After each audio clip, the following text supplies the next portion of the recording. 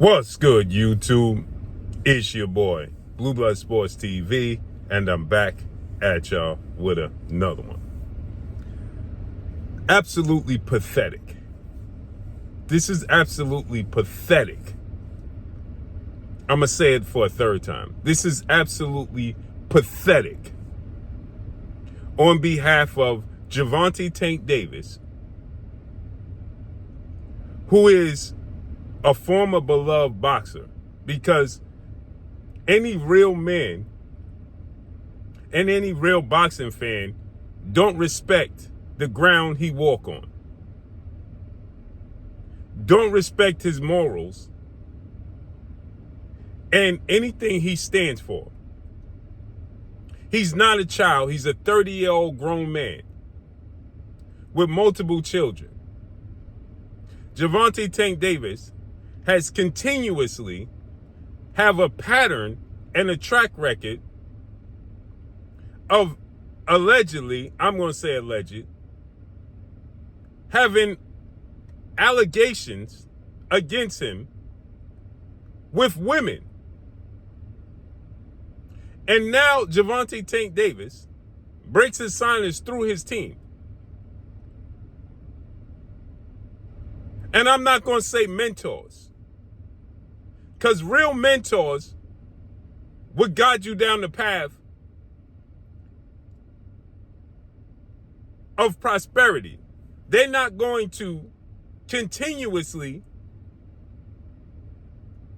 enable you and not tell you the truth when they grown men with children.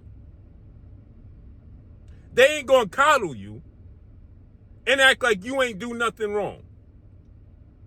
Gervonta Tank Davis, November 14th, is supposed to fight YouTube sensation turned professional boxer Jake Paul.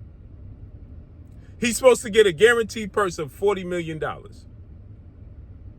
Gervonta Tank Davis has more allegations comes out from a young lady from Florida that he's been dating for only 5 months, who works at a gentleman's club as a hostess, a waitress. And Gervonta Tank Davis, according to her lawyer and her team, got jealous because he thought or thinks that she's been stepping out with other men on him, showed up to her place of business, allegedly threatened her through text messages, dragged her out, according to reports, against her will, held her against her will in a parking garage and assaulted her. This is not his children's mother that just had allegations against him in June. So in June, his children's mother said that he came to pick up the children, they got into an argument, and he struck her behind the head. Allegedly, that's what she said. This young lady is saying the same thing. He dragged her in the parking garage. It's a completely different person.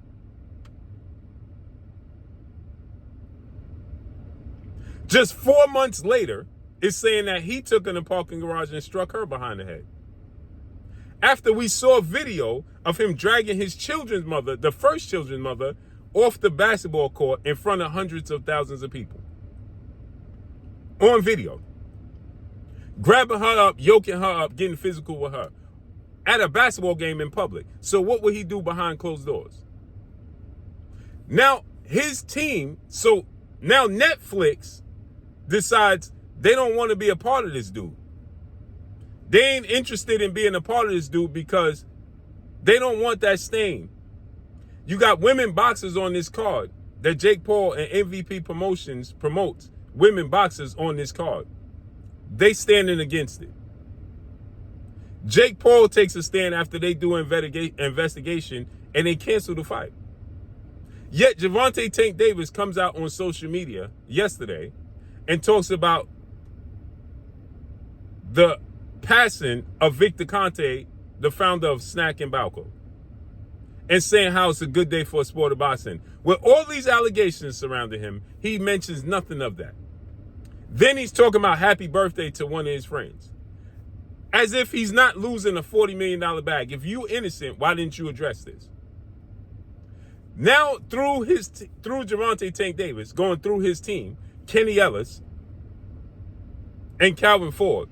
Calvin Ford is putting up sympathetic pictures of him and Gervonta Tank Davis. That dude is a grown man, bruh. You a grown man.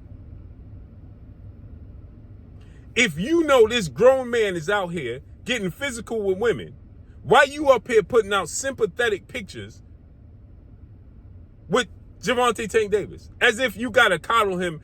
Oh, my baby. What are you talking about? These are people's daughters. Then Kenny Ellis continuously throughout the day yesterday, as I reported and many other people reported that the fight was being canceled, he's continuously promoting the fight. Then this dude takes to social media and says that people make mistakes in their life. Nobody is without sin. Nobody should be able to cast a stone. So you saying you know that he's guilty. And then they got the audacity to talk about Jake Paul having allegations against him. What does that have to do with Tank Davis and his situation? Why are you trying to deflect from the allegations against him? Two wrongs don't make it right. So you trying to say Jake Paul in his past did things. What the hell that got to do with what Tank Davis is doing to women out here? Kenny, you got daughters.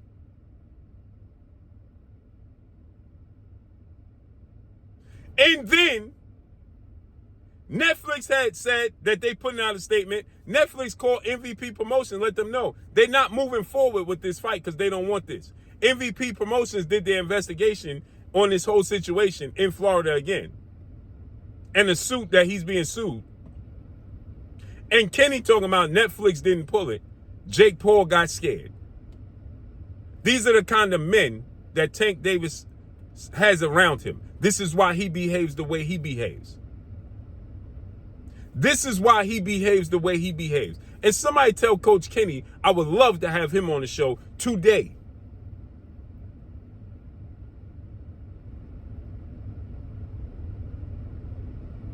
Tell Kenny Ellis that he need to come on the show today.